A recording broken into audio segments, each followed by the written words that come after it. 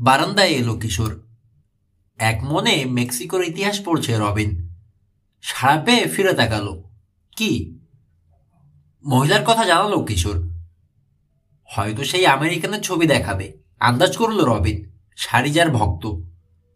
সাক করলো কিশোর। তারও এই কথাই মনে হয়েছে, তবে সেটা শুধুই অনুমান। আমি আসবো? জিজ্ঞেস করলো রবিন। একা যেতে বলেছে, জানালো কিশোর। হুম, তাহলে তো আর কিছু করার নেই। যাও, লোকজন জোগাড় করে রাখতে পারে।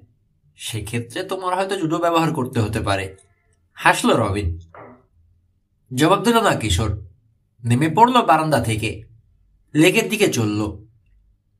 লেকের পাড়ে এসে মুসাকে দেখতে পেল না। ও কোথায় বসলো? নৌকাটা সহজেই খুঁজে পেল। কাঠের ছোট একটা ডিঙি। সিটের নিচে ঢুকিয়ে রাখা হয়েছে একটা দাঁড়। নৌকাটাকে পানিতে ঠেলে দিয়ে লাফিয়ে উঠে বসলো তাতে। দাঁড়ের আংটার মধ্যে ঢুকিয়ে দিল দাঁড়টা। বাইতে শুরু করলো সে। যতটা সহজে হবে ভেবেছিল ততটা হলো না। নাক সোজা রাখতে হিমশিম খেতে হচ্ছে তাকে। কারণটা বুঝতে পারছে। তীরে দাঁড়িয়ে অতটা বোঝা যায় না। পানিতে স্রোতের খুব জোর। বেশি চাপাচাপি করতে গিয়ে হঠাৎ মট করে ভেঙে গেল দাঁড়টা।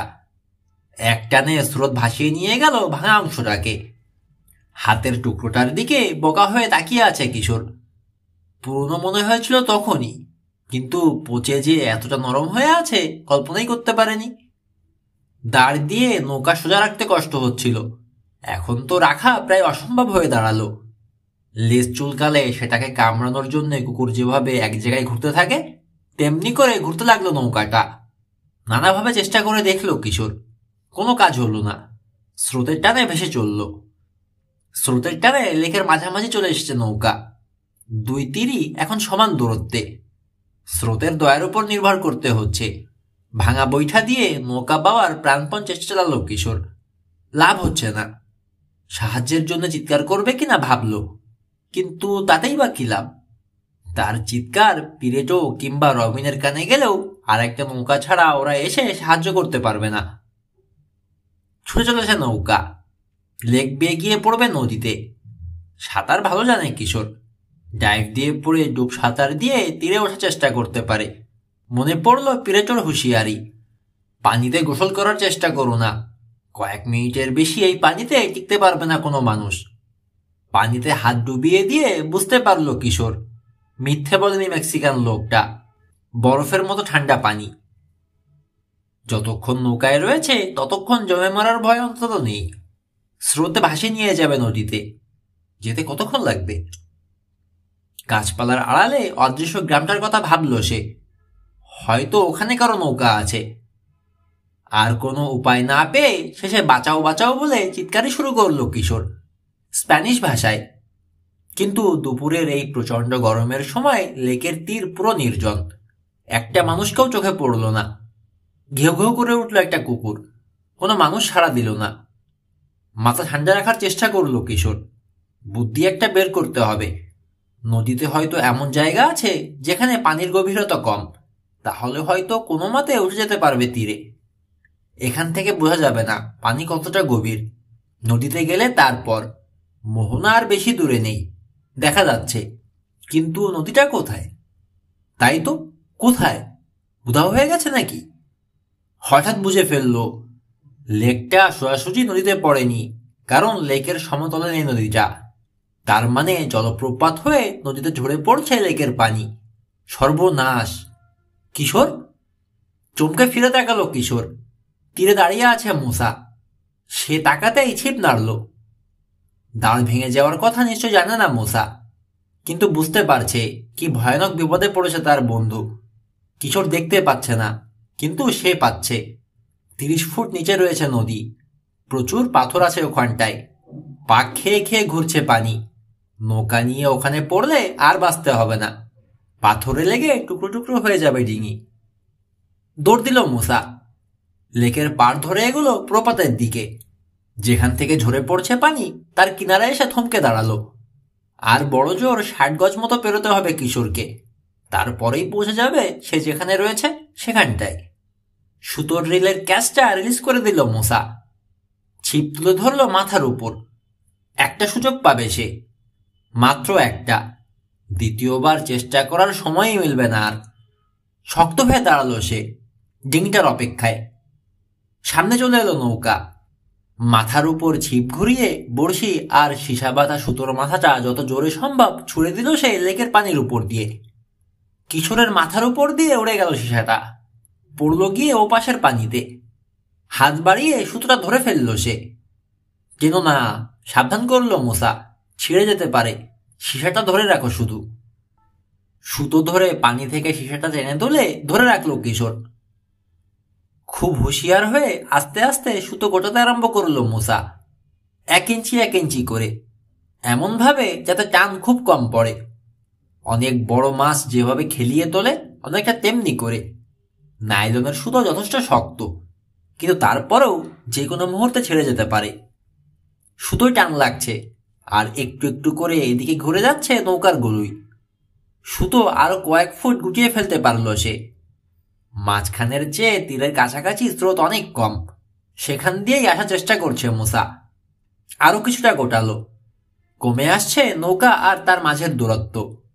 স্রোতের টান থেকে প্রায় বেরিয়ে এসেছে নৌকাটা।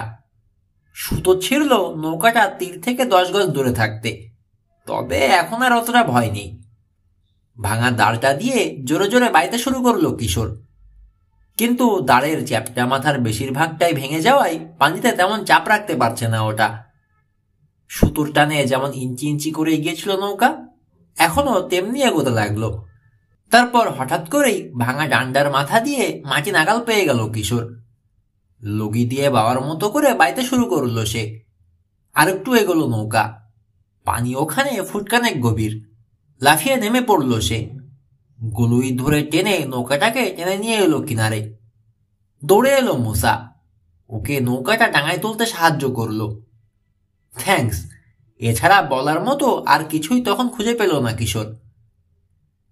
আজকে আমি সবচেয়ে বড় মাছটা ধরলাম, হেসে বলল মূসা।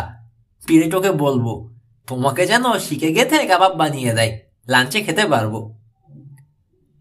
আর একটু হলেই কবরে যাওয়ার ব্যবস্থা হয়ে গিয়েছিল আমার। পায়ের শব্দ শোনা গেল।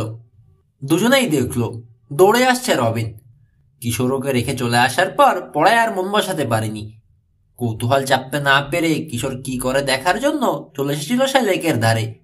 দেখেছে অসহায় হয়ে নৌকায় করে ভেসে চলেছে গোয়েন্দা প্রধান। ওকে বাঁচানোর কোনো বুদ্ধিই বের করতে পারেনি সে। দারুণ মূসা, কাছে এসে হাঁপাতে হাঁপাতে বলল রবিন। একটা কাজ করেছো তুমি। হলিউডের পরিচালকরা ওরকম একটা দৃশ্যের শট নিতে পারলে বলতে যেত। হাসল মূসা। আমি তো ভেবেছিলাম the treasure of the Sierra মাদ্রার শুটিং হবে, তুমি বানিয়ে দিলে জজ। মুশকিল হলো এই কথাটা কিছুতেই শোনানো যাবে না মেরি চাচিকে। বাহবা নিতে গিয়ে বকা খেয়ে মরব। কেন তোমাকে একলা যেতে দিলাম এই জন্যে। কিশোরও হাসলো। এই না হলে বন্ধু। বসে পড়ে ভেজা জুতো আর মোজা টেনে টেনে খুলছে সে। পানিতে মাত্র কয়েক সেকেন্ড ছিল, তাতেই নীল হয়ে গেছে ঠান্ডায়। ভাগ্যিস সাঁতরে তীরে পৌঁছার চেষ্টা করেনি। ড্রিলের হাতল ঘুরিয়ে সুতোটা গোটাতে লাগলো মূসা। রবিনকে বলতে লাগলো কিশোর কি ঘটেছে। মূসাও শুনছে ওর কথা। টেলিফোনে অচেনা কণ্ঠ, তারপর দাঁড় ভেঙে যাওয়া। কি যেন একটা রহস্য আছে বলে মনে হচ্ছে তার। জিজ্ঞেস করলো মূসা, স্রেফ ভেঙে গেল? গেল, এতটাই পচা ছিল ওটা জানো। আমার মনে হয় ইচ্ছে করে হয়তো রেখেছে ওই জিনিস, যাতে জোরে চাপ লাগলেই ভেঙে যায়। আমাকে খুন করতে চেয়েছে, এমন কায়দা করেছে সবাই যাতে মনে করে ব্যাপারটা একটা দুর্ঘটনা। রবিনের দিকে তাকালো সে। কাউকে কি দেখেছো লেকের পাড়ে? নৌকার কিনারে বসেছে রবিন। মাথা ঝাঁকালো। দেখেছি, অন্য পাড়ে একজন মহিলা। এক পলক দেখেছি, তারপরেই হারিয়ে গেল বনের ভেতরে। মনে হচ্ছিল তোমার উপর নজর রেখেছিল সে। তুমি তখন প্রপাতের দিকে চলেছ। দেখতে কেমন জিজ্ঞেস করলো মূসা। বলেই মাথা নাড়ল। না না, বলার দরকার নেই, বুঝতেই পারছি। সেই মেক্সিকান মহিলা, লাল শাল পরেছিল যে। মাথা নাড়ল রবিন। না, ও নয়। আমার কাছে একে আমেরিকান মনে হয়েছে। নীল জিন্স পরনে, গায়ে হালকা রঙের শার্ট আর আর সোনালি চুল, বলে দিল কিশোর। অবাক হলো রবিন। অতিমানবিক কোনো ক্ষমতা আছে নাকি তোমার? পরদিন সকালে পর্বতে যাওয়ার জন্য তৈরি হলো 3 গোয়েন্দা। জিপের পেছনে বেঁধে ল্যারেটো থেকে একটা হর্স বক্স নিয়ে এসেছেন ডজ। চাকা লাগানো, চারপাশে কাঠের বেড়া দেওয়া এক ঠেলাগাড়ির মতো। মাঠ থেকে একটা ঘোড়া ধরে নিয়ে এসেছে পিরেটো। ওটার পিঠে জিন বাঁধতে ওকে সাহায্য করছে মুসা। ঘোড়াটা খুব শান্ত। মুসা যখন ওটাকে টানতে টানতে নিয়ে চলল ট্রেলার হোমে তোলার জন্যে, একটুও বাধা দিল না। ওটার সঙ্গে রইল সে, পরিচিত হওয়ার জন্যে। গলা চাপড়ে আদর করল। ডোলে ডোলে চকচকে করে দিতে লাগলো চামড়া।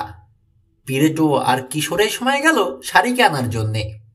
মেক্সিকান লোকটার সঙ্গে একা থাকার সুযোগ পেয়ে খুশি হলো গোয়েন্দা প্রধান। সাবধানী পিরেটোর কাছ থেকে কোনোভাবে যদি কিছু তথ্য জোগাড় করতে পারে। লেকের এই ধারে ওই যে নৌকায় উঠেছিলাম আমি, ওটা কি সবসময় ওখানেই থাকে? নৌকা তাহলে আর কোথায় রাখবে? রান্নাঘরে? ওটা কার? এই র্যাঞ্চের। কেউ কি ব্যবহার করে? মাঝে সাঝে। কি কাজে? মাছ ধরার কাজে। ভীষণ চালাক লোকটা, এভাবে ওর কাছ থেকে তথ্য জোগাড় করতে পারবে না। তবে একটা কথা জানতে হবে ওকে, যে করেই হোক। লেকের অপর পারে সোনালি চুলওয়ালা যে আমেরিকান মহিলাকে দেখেছে, নিশ্চয়ই সেই ফোন করেছিল ওকে, সন্দেহ নেই। হতে পারে ওই মহিলাই পচা দাঁড়টা রেখেছিল। কিন্তু তাহলে ওই দাঁড় দিয়ে নৌকাটাকে এপারে আনলো কি করে? আর সে নিজেই বা ফিরে গেল কিভাবে? ওপারের গায়ে যেতে চাইলে চেষ্টা চালিয়ে গেল কিশোর। কিভাবে যাবেন? হেঁটে। কিন্তু লেক তো অনেক গভীর, হাঁটা যায়? ওদিকটাই অত গভীর নয়। নদীর উজানের দিকে দেখালো পিরেটো। তাছাড়া বড় বড় পাথর আছে, ওগুলোর উপর দিয়েই হাঁটা যায়। মাথা ছেঁকালো কিশোর। জবাব এটাই হবে। ওই পাথরের উপর দিয়েই হেঁটে হেঁটে পার হয়ে গেছে আমেরিকান মহিলাটা। আর রাতের বেলা বারান্দায় ওর সঙ্গেই হয়তো কথা বলেছিল পিরেটো। তার মানে ওকে চেনে সে। গায়ে আপনার কোনো বন্ধু আছে নাকি? একজনকে চিনি, বার আর ক্যান্টিনার মালিক, আমার খালাতো ভাই। কোনো আমেরিকানকে চেনেন না? সোনালি চুলওয়ালা একজন মহিলা। শাড়ি যে মাঠে থাকে ওটার গেটের কাছে পৌঁছে গেছে ওরা। ফিরে তাকালো পিরেটো। বোকামি করছে ও, সে কথা বলেছিও ওকে, কিন্তু ভীষণ ভয় পেয়েছে। ভয় পেলে লোকে উল্টোপাল্টা কাজ করে বসে। তোমার যে কোনো ক্ষতি হয়নি তাতে আমি খুশি, কিন্তু... কিশোরের কাঁধে হাত রাখলো পিরেটো। পর্বতে গিয়ে সাবধানে থাকবে, সতর্ক করে দিল সে। ওটা ভয়ানক বিপদের জায়গা। কিশোরকে দেখে উত্তেজিত হয়ে ছুটে আসছে শাড়ি। দরজা খুলে দেয়া হলো। কিশোরের গায়ে নাক ঘষতে লাগলো জানোয়ারটা। ওটার কানের পেছনটা চুলকে দিল কিশোর। ও যাই করুক, চুপ করে থাকে 12টা, কিন্তু আর কাউকে কাছেই ঘেঁষতে দেয় না, পিরেটোকেও না। দূরে দাঁড়িয়ে আছে সে। কিশোরকে বলল, জিন আর লাগাম ছাড়া চড়তে পারবে না, কিন্তু পরানোটাই হলো মুশকিল। যতই পছন্দ করুক তোমাকে, যেই জিন পরাবে মাটিতে গড়াতে শুরু করবে। পিঠ থেকে ওটা খুলে না ফেলে আর থামবে না। চোখ বড় বড় হয়ে গেল কিশোরের। তাই নাকি? জিপটা রসদপত্র দিয়ে প্রায় ভরে ফেলেছেন ডজ। বিন আর চালের বস্তা, চিনি, কফি ও প্রয়োজনীয় আরো খাবার সঙ্গে নিয়ে নিয়েছেন। সঙ্গে নিয়েছেন স্লিপিং ব্যাগ আর রাইফেল। মালপত্রের ফাঁকে জায়গা নেই বললেই চলে। ওখানেই কোনো মতে গাদাগাদি করে বসেছে মুসা আর রবিন। কিশোর বসেছে ডজের পাশে, হাতে লম্বা একটা দড়ি, এক মাথা বাঁধা রয়েছে গাধার গলায়। জিপের পেছন পেছন আসছে 12টা। গেট থেকে বেরিয়ে এসে ফিরে তাকালো কিশোর। দাঁড়িয়ে রয়েছে পিরেটো। কিশোর তাকাতে হাত তুলল। কি বোঝাতে চাইলো? সাবধান করলো না গুড বাই? ঘুরে ঘুরে উঠে গেছে পাহাড়ি পথ। 4-5 মাইলের বেশি গতি বাড়াচ্ছে না ডজ, যাতে শাড়ির আসতে অসুবিধা না হয়। বালি আর পাথর বিছানো রয়েছে পথ জুড়ে। 1 ঘন্টা চলার পর সরু হয়ে এলো পথ, ঢুকে গেল পাইন বনের ভেতরে। আরো 1 ঘন্টা পর জিপ থামালেন ডজ, ইঞ্জিন ঠান্ডা করার জন্য। পানি পড়ার শব্দ কানে আসছে। দড়ি ছোটানোর জন্য টানাটানি শুরু করলো শাড়ি। মনে হয় পানি খেতে চাইছে। কিশোর বলল, আমি যাচ্ছি ওর সঙ্গে, নাহলে পালাতে পারে। 12টায় ওকে পথ দেখিয়ে নিয়ে এলো ছোট একটা পার্বত্য নালার কাছে, যেখানে টলটলে পরিষ্কার পানি। দেখার পর কিশোরেরও খেতে ইচ্ছে করলো। পিপাসা অবশ্য আগেই পেয়েছে। পিরেটোর কাছে শুনেছে সিয়েরা মাদ্রের ঝর্ণা থেকে পানি খেতে মানা নেই, তবে বদ্ধ জলাশয় থেকে খাওয়া একদমই উচিত নয়। হাঁটু গেড়ে বসে আজলা ভরে পানি তুলে খেতে শুরু করলো সে। তার পাশেই মুখ নামিয়ে খাচ্ছে শাড়ি। পানি খাওয়া শেষ করে পাতা চিবুতে লাগলো বারো। ওর জন্য সঙ্গে করে কিছু নিয়ে আসা হয়নি। ঘোড়ার মতো বেছে বেছে খায় না বারো, কাজেই ওগুলোর জন্যে তেমন কোনো ভাবনা নেই। ছাগলের মতো যা খুশি খেতে পারে। পিরেটো কথা বলেছে কিশোরকে, ঠিকই বলেছে, এখন তার প্রমাণ পাওয়া গেল। মিনিট খানেক ঘাস আর লতা পাতা খেলো শাড়ি। এই সময় শোনা গেল রজের ডাক। অধৈর্য হয়ে উঠেছেন। বারোটাকে নিয়ে যাওয়ার জন্য টানতে লাগলো কিশোর। চেঁচিয়ে বলল, আয় আয়, দেরি হয়ে গেল। কানেই তুলল না ওটা। প্লেট না ভরা পর্যন্ত খেয়েই চলল। রেগে গেলেন ডজ, কিন্তু কিছু বলারও নেই। বারোটা আসতে না চাইলে কিশোর কি করবে? সমস্ত রাগ যেন গিয়ে পড়ল ইঞ্জিনের উপর। স্টার্ট দিয়ে অযথায় এক্সেলারেটর বাড়িয়ে গোগো করালেন কয়েক সেকেন্ড। খাবার বানিয়ে প্যাকেট করে দিয়েছিল পিরেটো। সেগুলো দিয়ে লাঞ্চ করেছে সবাই। রবিন, মুসা আর ডজ খেয়েছেন। কিশোর কেবল বাকি। তার স্যান্ডউইচগুলো নিয়ে বড় বড় কামড় দিয়ে খেতে শুরু করলো। জিভ ততক্ষণে চলতে আরম্ভ করেছে। এক হাতে গাধার দড়ি ধরে আর এক হাতে খাচ্ছে কিশোর। আরো ঘন্টা তিনেক চলার পর বালিতে ঢাকা সরু পথও অদৃশ্য হয়ে গেল। এখানে জিপ রেখে যেতে হবে আমাদের, ডজ বললেন। মালপত্র নামাতে লাগলো ওরা। বাক্স থেকে ঘোড়াটাকে নামিয়ে আনলো মুসা।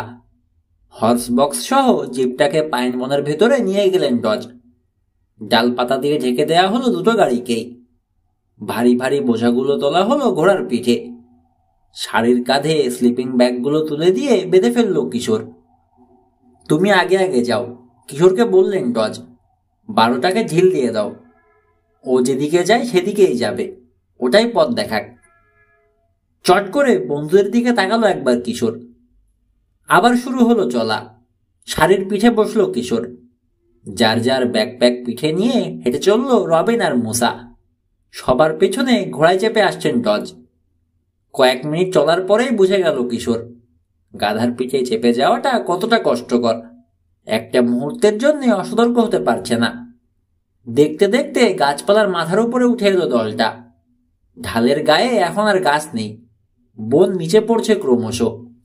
খাড়া পাথুরে ঢালে হাঁটতে ভীষণ অসুবিধা হচ্ছে রবিন আর মুসার। বারবার পা পিছলে যাচ্ছে আলগা পাথরে।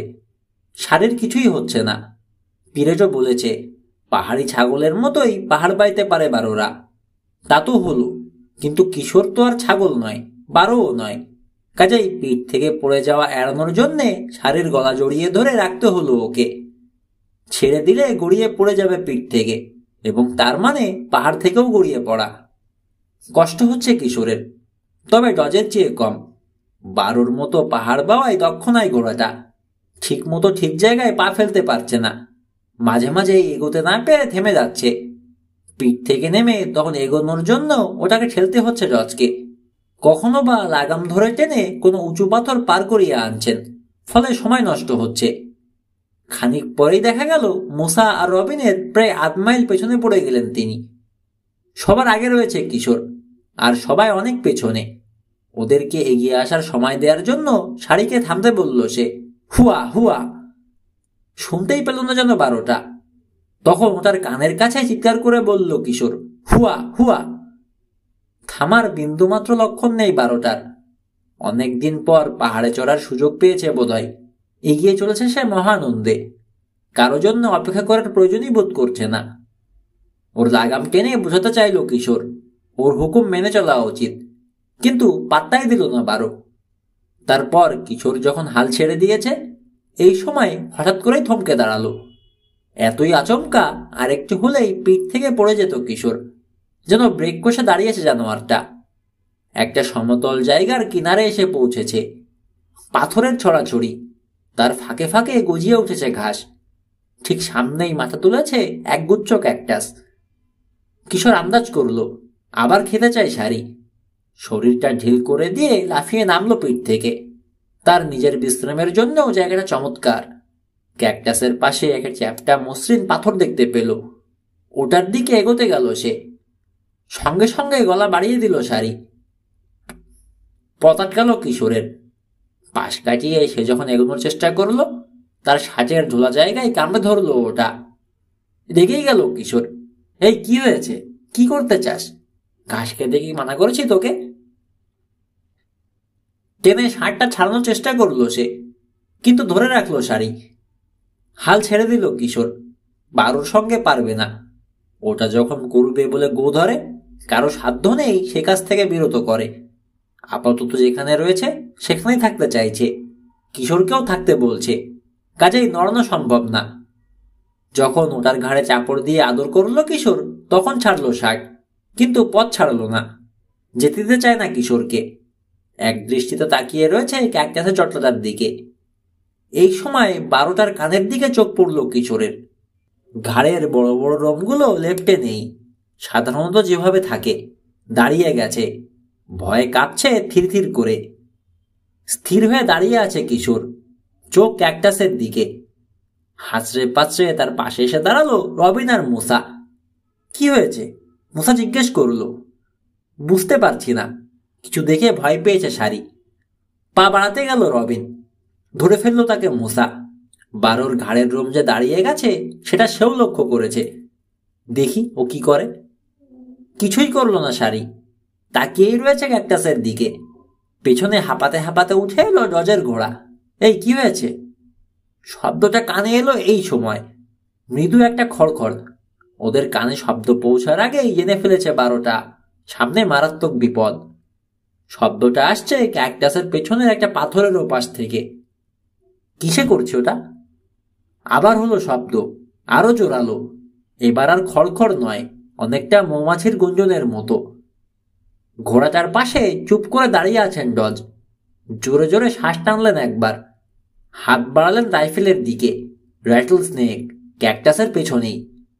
ভয় দেখিয়ে খোলা জায়গায় বের করে আনতে হবে ওকে, যাতে গুলি করতে পারি। পাথর কুড়িয়ে নিল 3 গোয়েন্দা। ছোড়ার জন্য তৈরি হলো। ক্যাকটাসের দিকে রাইফেল তুলে ধরলেন ডজ। মারো বলে উঠল মুসা। একই সঙ্গে পাথর ছুড়ল 3 জনে। থেমে গেল গুঞ্জন, তবে নীরব হলো না। জোরালো খটখট আওয়াজ করে ক্যাকটাসের ভেতর থেকে বেরিয়ে এলো সাপটা। 4 ফুট লম্বা, চ্যাপ্টা মাথাটা উপরে তোলা, সাংঘাতিক দ্রুত গতি। শরীর মোচড়াতে মোচড়াতে পলক ফেলতে না ফেলতে ছুটে আসছে। লাফিয়ে পেছনে সরে এলো 3 গোয়েন্দা। গুলি করলেন ডজ। মনে হলো লাগেনি। লাফিয়ে এক পাশে সরে গিয়ে আবার আসতে লাগলো। তাকিয়ে রয়েছে যেন রবিন। সোজা তার দিকে আসছে সাপটা। গোল গোল চোখ, লম্বা জিভটা দ্রুত বেরোচ্ছে আর ঢুকছে। লেজটা তুলে ধরা, লেজের ডগায় অনেকগুলো হাড় বোতামের মতো একটার উপর আর একটা আলগাভাবে বসানো। বাড়ি লেগে লেগে ওই অদ্ভুত শব্দ হচ্ছে। সরে যেতে চাইছে, কিন্তু ওর পা উঠছে না। সাপটা যেন তাকে সম্মোহিত করে ফেলেছে। রাইফেলের বোল্ট টানার শব্দ হলো। রাইফেল তুললেন ডজ, কিন্তু ট্রিগার টেপার সুযোগ পেলেন না। নলের সামনে রয়েছে শাড়ি, ওটার গায়ে গুলি লাগতে পারে। চ্যাপটা হয়ে একেবারে ঘাড়ের সঙ্গে মিশে গেছে যেন 12র কান। ঘুরছে। সাপটা যত এগিয়ে আসছে চঞ্চল হয়ে উঠছে ওটা, কিন্তু রবিনের মতোই যেন সম্মোহিত হয়ে গেছে। ফনা আরো উঁচু হলো সাপটার, ছোবল মারার জন্য প্রস্তুত। চরকির মতো পাক খেয়ে ঘুরে গেল শাড়ি। পেছনের 2 পা তুলে লাথি চালালো। সাপের শরীরের মাঝামাঝি জায়গায় আঘাত হানলো 1 পায়ের লাথি। উড়িয়ে গিয়ে 20 ফুট নিচে পাথরের উপর পড়লো ওটা। একটা সেকেন্ড নিথর হয়ে পড়ে রইল, যেন মরে গেছে। রবিনও তাই ভেবেছিল, কিন্তু ওদেরকে অবাক করে দিয়ে নড়ে উঠল ওটা। পিছলে গিয়ে ঢুকে পড়ল পাথরের ফাঁকে। স্যাডেল হোলস্টারে রাইফেলটা ঢুকিয়ে রাখলেন ডজ। কেউ কোনো কথা বলল না। সবাই চুপ করে দাঁড়িয়ে আছে, ভারী নিঃশ্বাস পড়ছে। তারপর নীরবে আবার পা বাড়ালো। সামনের দিকে এগোলো না আর শাড়ি, উপরেও উঠল না। সমতল জায়গাটাকে ঘুরে এগোলো। আবার জঙ্গল চোখে পড়ল কিশোরের। তাড়াহুড়ো করে সেদিকে এগিয়ে চলল 12টা। মূল পথ থেকে সরে যাচ্ছে, কিন্তু থামানোর চেষ্টা করলো না ওকে কিশোর। যেদিকে খুশি যাক। ডজ বলেছেন ওটাকে ওটার ইচ্ছের উপরে ছেড়ে দিতে। বনে ঢুকে কিছু দূর এগিয়ে থেমে গেল শাড়ি। ওটার গলা চুলকে দিল কিশোর। আর কিছু বলবো না তোকে, বলল সে। তুই তোর ইচ্ছা মতোই চলবি। বুঝে গেছি, এখানে আমার চেয়ে তোর বুদ্ধি অনেক বেশি। মুসা আর রবিন এলো। ওদের পেছনে এলেন ডজ। চারপাশে তাকিয়ে স্বীকার করতে বাধ্য হলেন, রাতে ক্যাম্প ফেলার জন্যে চমৎকার জায়গা বেঁচেছে বারো। প্রচুর লাকড়ি আছে, সবুজ ঘাস আছে, কাছেই একটা সুন্দর ঝর্ণা। কিশোরকে পথ দেখিয়ে নিয়ে গেল সেখানে। সূর্য ডোবার সঙ্গে সঙ্গে তাপমাত্রা কমে গেল। শার্টের ওপরে সোয়েটার পরে নিল তিন গোয়েন্দা। লাকড়ি জোগাড় করে চমৎকার একটা আগুনের কুণ্ড বানিয়ে ফেলল মুসা। তারপর ঘোড়া থেকে মালপত্র নামাতে সাহায্য করল জজকে। শাড়ির পিঠ থেকেও বোঝা নামিয়ে ফেলল কিশোর। জিন খুলে দিল, ঘাস পাতা খাওয়ালো, ঝর্ণার ধারে নিয়ে গেল পানি খাওয়াতে। তারপর সে আর রবিন মিলে রান্না করতে বসলো। বড় একটা পাত্রে চাল আর বিন নিয়ে সিদ্ধ করে নিল। এই জিনিস খাওয়া যায়? বিরস দৃষ্টিতে তাকালো ওগুলোর দিকে। কিন্তু কি আর করা, বেঁচে থাকতে হলে খেতেই হবে। এই খাবারে দুজন লোক কিছুই মনে করল না। একজন ডজ, তার অভ্যাস আছে, আর একজন মুসা, যার কোনো খাবারেই অরুচি নেই। খেতে খেতে ভাবছে কিশোর, আর কোনো সন্দেহ নেই, সাংঘাতিক রহস্যময় একটা কেস পেয়ে গেছে তিন গোয়েন্দা। সমাধান করতে ভালোই লাগবে। রহস্যটার কথা ভাবতে ভাবতে কোন দিক দিয়ে যে চাল আর বিন সেদ্ধ গিলে শেষ করে ফেলল সে খেয়ালই করল না। খাওয়া শেষ করে জুতো খুলে ফেলল রবিন। পায়ের পাতায় হাত বোলাতে লাগলো। ঢাল বেয়ে উঠতে গিয়ে ব্যথা হয়ে গেছে, ফোসকাও পড়েছে। আর কতদূর যেতে হবে? রজকে জিজ্ঞেস করলো সে। তীক্ষ্ণ হলো রজের দৃষ্টি। কেন, তোমার ভাল লাগছে না? রবিনের দৃষ্টি আরো বেশি তীক্ষ্ণ হলো। এভাবে এগোনোর কিন্তু কথা ছিল না। ছিল শাড়ির খুরের ব্যবস্থা করার কথা, ওকে পাহাড়ে ছেড়ে দিয়ে যাওয়ার কথা, এমন কোথাও যেখানে ওর খুর ঠিক থাকবে। এখানে প্রচুর পাথর আর পাহাড় আছে, জায়গাটা ভালো লাগছে ওর মনে হয়। তাহলে আর দেরি কেন? রুড়ো কণ্ঠে কথাগুলো বলল সে। ডজের মিথ্যে কথা বলা শুনতে শুনতে বিরক্ত হয়ে গেছে। লোকটাকে বুঝিয়ে দিতে চাই ওরা কুচি খোকা নয় যে এভাবে মাথায় হাত বুলিয়ে আর অনর্গল মিথ্যে বলে ধোকা দেবেন। বুঝাতে চাই শাড়ির খুর নিয়ে যে বিন্দুমাত্র মাথা ব্যথা নেই ডজের, এটা বুঝে গেছে ওরা। হ্যাঁ, রবিনের কথার প্রতিধ্বনি করল যেন মোসা। এটা শাড়ির জন্য আসলে চমৎকার জায়গা। পাহাড়ের ঢালে কিছু কিছু জায়গা তো দেখলাম লোহা ঘষার উখার চেয়েও ধার। এখানে ছেড়ে দিচ্ছে না কেন ওকে? সাথে সাথে জবাব দিলেন না ডজ। কয়েকটা ডাল ছুড়ে দিলেন আগুনে। 12টা নিজেই বুঝিয়ে দেবে কোথায় ওকে ছাড়তে হবে। যেখান থেকে এসেছে সেখানেই চলেছে, সেখানে পৌঁছলেই থামবে। হোম সুইট হোম, আনমনে বিড়বিড় করল কিশোর। বাড়ির জন্য অস্থির হয়ে উঠেছে ও। এই কথা কেন মনে হচ্ছে আপনার? বলা কঠিন, অধৈর্য কণ্ঠে জবাব দিলেন ডজ। কখনো কখনো বুনো বারোরা বাড়ির কাছাকাছি থাকতে চায় সবসময়। কেন, এটা কে জানে। এখনো যে মিথ্যা বলছেন ডজ বুঝতে পারছে কিশোর। রবিন আর মুসাও পারছে। তাহলে বাড়ি থেকে অত দূরে ওই রাজ্যে গিয়ে উঠলো কেন? ফস করে জিজ্ঞেস করে বসলো মুসা। বুনো বারোরা অনেক সময় দলছুট হয়ে দূরে চলে যায়, তারপর আবার একই কথা বললেন ডজ। কেন, কে জানে। এটাও মিথ্যে কথা ভাবছে কিশোর। দলছুট হয়ে নিছক খেয়ালের বসে রাজ্যে গিয়ে হাজির হয়েছে বারো, এটা কিছুতেই বিশ্বাস করে না সে। কেউ ওকে নিয়ে গিয়েছিল ওখানে, এমন কেউ যাকে বিশ্বাস করে আর পছন্দ করে শাড়ি, সেই লোকের সঙ্গেই চলে গিয়েছিল। হয়তো ওর প্রাণ বাঁচিয়েছিল ওই লোক, এবং যার কণ্ঠ কিশোরের মতো। ঘাস খেতে খেতে আগুনের কাছ থেকে সরে যাচ্ছে বারোটা। ওটার দিকে তাকিয়ে অস্বস্তি বাড়ছে জজের। শেষে আর থাকতে না পেরে কিশোরকে বললেন, অনেক খেয়েছে, এবার ওকে বেঁধে ফেলো, রাতে যেন ছুটতে না পারে। জোর করে হাসি ফোটালেন চেহারায়। নইলে আবার কি খেয়াল হয় কে জানে, র্যাঞ্চে ফিরে চলে যেতে পারে। বারোর কথা কিছুই বলা যায় না। উঠে দাঁড়ালো কিশোর। শাড়ির পিঠে চড়ার সময় বুঝতে পারেনি কতটা ধকল গেছে, এখন পারছে। এত শক্ত হয়ে গেছে পায়ের পেশি, ঠিক মতো দাঁড়াতেই পারছে না। পায়ের পাতায় যেন কাঁটা বিঁধেছে। এরকম ভঙ্গিতে খুঁড়িয়ে খুঁড়িয়ে জানোটার কাছে গিয়ে দাঁড়ালো সে। আদর করে চাপড় দিল পিঠে। বলল, দূরে যাস নে, আমার কাছাকাছি থাকবি। ওসব বলে লাভ হবে না। ডজ সন্তুষ্ট হতে পারছেন না। গাধা গাধাই, ওটাকে বেঁধে ফেলো গাছের সঙ্গে। ঘুরে দাঁড়ালো কিশোর, ডজের মুখোমুখি। মাথা নাড়ল, না, রাতের পিপাসা লাগতে পারে, বেঁধে রাখলে পানি খেতে যেতে পারবে না। পানি আর কত খাবে, ও যা খাওয়ার খেয়েছে। রাগ ঢাকার সময় শেষ হয়ে এসেছে, কাজেই নমনীয় হলো না কিশোর। বেঁধে রাখতে চাইলে আপনি যান, দেখুন আপনাকে ছুটে দেয় কিনা। দীর্ঘ একটা মুহূর্ত চোখে চোখে তাকিয়ে রইল দুজনে। চলার সময় বস হয়ে যায় 12টা, কিন্তু এখন বস হলো কিশোর, সেটাই বুঝিয়ে দিতে চাইল। সে যা বলবে তাই হবে। বেশ, অবশেষে নরম হলেন ডজ। হামাগুড়ি দিয়ে গিয়ে ঢুকলেন স্লিপিং ব্যাগের ভেতরে। আমার বিশ্বাস যতক্ষণ তুমি আছো কাছাকাছিই থাকবে 12টা। কেন? কর্কশ কণ্ঠে জিজ্ঞেস করলো কিশোর। আপনারা বিশ্বাস হলো কেন? আমার প্রতি এত আকর্ষণ কেন গাধাটার? কুইয়েন সাবে, মেক্সিকানদের ভাষাই বললাম আর কি। হ্যাঁ। কাত হয়ে শুলেন ডজ, চোখ মুদলেন, পরে মানে করে দিল কথাটার, কে জানে।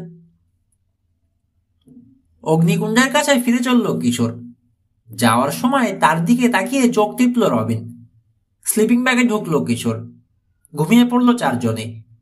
অন্ধকার থাকতেই ঘুম ভেঙে গেল কিশোরের। আগুন নিভে গেছে, চোখে ঘুম। প্রথমে বুঝতে পারল না কি কারণে ঘুমটা ভাঙল। তারপর শুনতে পেল শব্দ, গাধার ডাক, শাড়ি। একভাবে পড়ে থেকে শক্ত হয়ে গেছে শরীর। কোনো মতে বেরিয়ে এলো সে স্লিপিং ব্যাগের ভেতর থেকে। গাছপালার ভেতর দিয়ে ছুটল ঝর্ণার দিকে। বনের ভেতর থেকে বেরিয়েই চোখে পড়ল টর্চের আলো। ওপরে নিচে চক্রাকারে নড়ছে আলোক রশ্মি। সেই আলোয় প্রথম দেখল শুধু 12টাকে। পেছনের পায়ে ভর দিয়ে লাফিয়ে উঠছে বারবার। সামনের পা দিয়ে লাথি মারার চেষ্টা করছে, প্রচন্ড ক্ষেপে গেছে। ক্ষণিকের জন্য স্থির হলো আলো। চোখে পড়ল মহিলাকে। এক হাতে টর্চ, আর এক হাতে 12 দড়ি। টেনে নিয়ে যাওয়ার চেষ্টা করছে ওকে। দড়িটা ফাঁসের মতো করে পরে দেওয়া হয়েছে শাড়ির গলায়। কিশোরের ভয় হলো, দম না আটকেছে টানাটানিতে। আবার চিৎকার করে উঠল শাড়ি। গলায় দড়ি আটকানো থাকায় শব্দটা কেমন ভোঁতা হয়ে গেল। আবার লাফিয়ে উঠল ওটা। সামনের পা দিয়ে লাথি মারার চেষ্টা করলো অচেনা আগন্তুককে। একই সঙ্গে টেনে ছোটানোর চেষ্টা করছে গলায় লাগানো দড়ি। শার্টটার কি গতি করেছে দেখেছে কিশোর।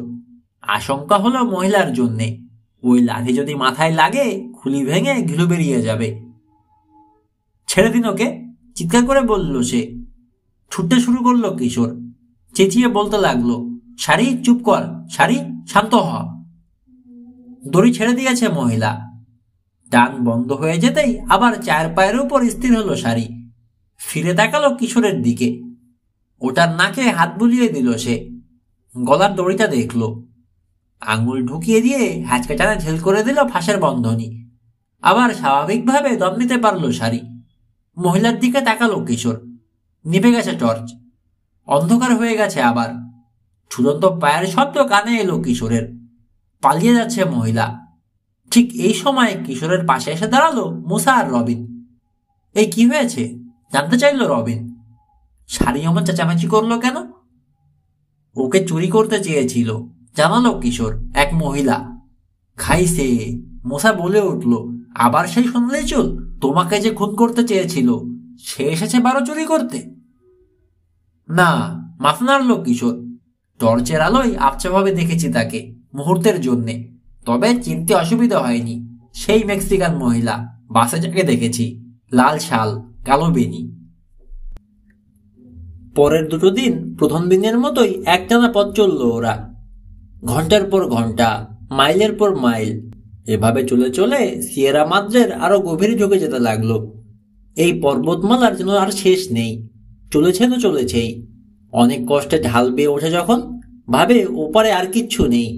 কিন্তু চূড়ায় উঠে দেখে ঠিকই মাথা তুলে রেখেছে আর একটা পাহাড়। মাঝে উপত্যকা, কোনোটা সরু, কোনোটা চওড়া। এইখানে কয়েক মাইল ধরে চলল পাইনের বন। তারপর সেই বন পেরিয়ে আর একটা ঢাল বেয়ে উঠে গাছপালার মাথা ছাড়িয়ে এলো এক সময়। উপরে রুক্ষ পাথুরে ঢাল প্রায় খাড়া হয়ে উঠে গেছে।